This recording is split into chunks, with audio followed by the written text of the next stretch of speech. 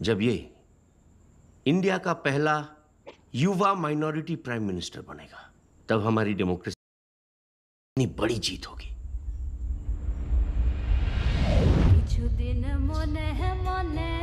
ये भारत नहीं है, ये पश्चिम बंगाल है। पश्चिम बंगाल।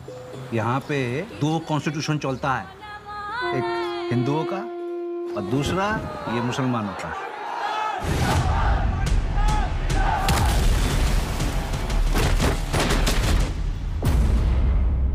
जिन्ना मेरे भाई, भारत का मुसलमान तो कन्वर्ट है, पहले तो सब हिंदू ही थे ना, हमारा डीएनए एक है। नो मिस्टर गांधी, हिंदू मुस्लिम एक नहीं है। आप वेदों को मानते हैं, हम कुरान को मानते हैं, आप लाखों भगवान को मानते हैं, हम सिर्फ अल्लाह को मानते हैं। पाकिस्तान से दिल नहीं भरा तो जिन लोगों को कोलकाता में चाहिए, इसलिए डायरेक्ट एक्शन डे मना रहा है। भारत हिंदुओं का राष्ट्र है और इस युद्ध में हिंदू हार रहे हैं। जीत कौन रहा है? जिन्ना, क्योंकि हम सब नशे में चूर हैं और इस नशे का नाम है गांधी की अहिंसा। पाकिस्तान जिंदाबाद।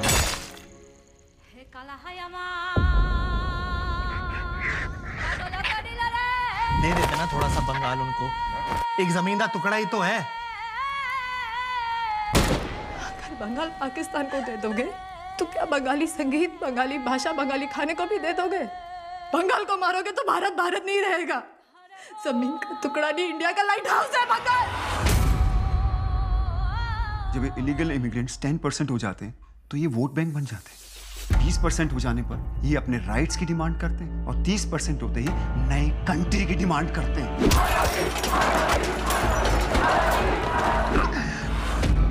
जो पार्टीशन 1947 में शुरू हुआ था वो आज तक चल रहा है और कभी खत्म ही नहीं होगा।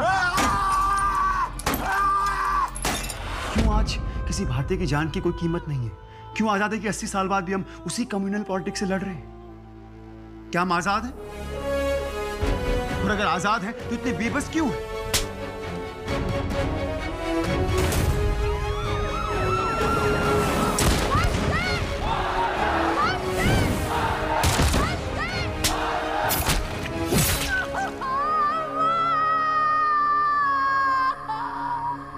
ये पार्टीशन आज खत्म नहीं, शुरू हुआ है। It's an unfinished project. विश्व एक खेल है, लोग मरते हैं, देश जलता है, खेल चलते रहता है।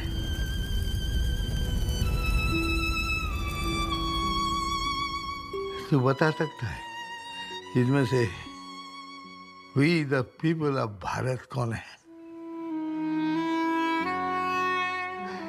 भारतीय तो है।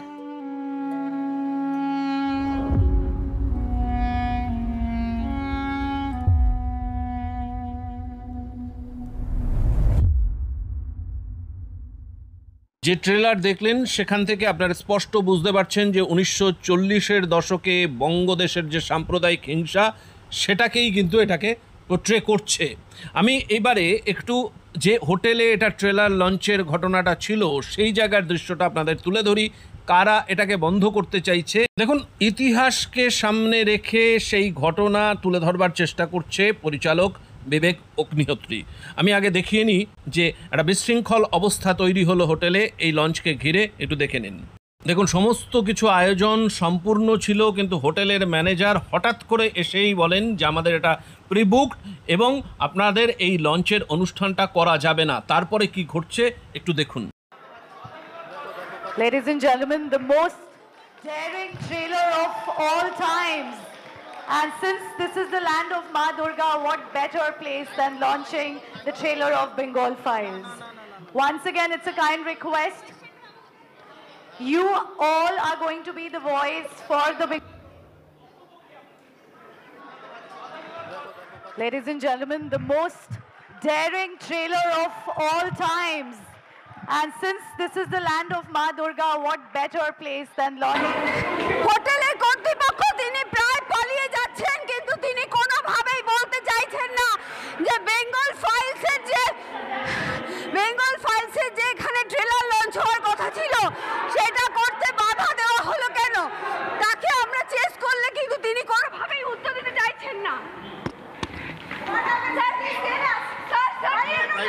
is a private event, ma'am. This is a private event. Please. Why are you not answering? What's wrong with you? This is a private event. What has happened? Please tell us. কেন বাধা দিচ্ছেন? বলুন কেন বাধা দিচ্ছেন? কার নির্দেশে এটা কি? এটা তো আগে থেকে প্রোগ্রাম ছিল স্যার। गलत आदमी से पूछ रहे हैं I'm sorry.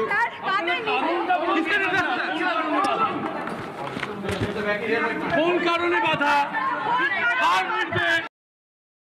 ঘটনাটা দেখলেন এবং কাদের অঙ্গুলি হেলনে এটা হঠাৎ করে মাঝপথে বন্ধ করে দিতে হলো সেটা এখনো আমরা জানি না পরিষ্কারভাবে। তবে এর পিছনে কি অভিসন্ধি আছে সেটা স্পষ্ট। পরিচালক বিবেক অগ্নিহোত্রীর মতে চলচ্চিত্রটির যে প্রেক্ষাপট, মূল বিষয়বস্তু 1940-এর দশকে বঙ্গদেশের সাম্প্রদায়িক হিংসা, বিশেষ করে ডাইরেক্ট অ্যাকশন ডে এবং তার পরবর্তী ঘটনা।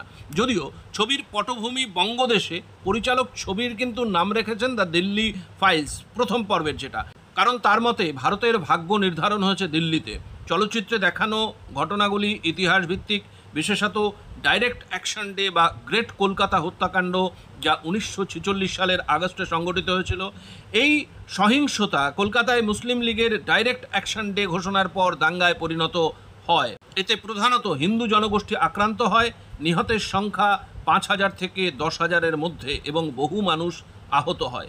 এই হিংসা দ্রুত ছড়িয়ে পড়ে নোয়াখালী, বিহার এবং পাঞ্জাব সহ পার্শ্ববর্তী অঞ্চলে।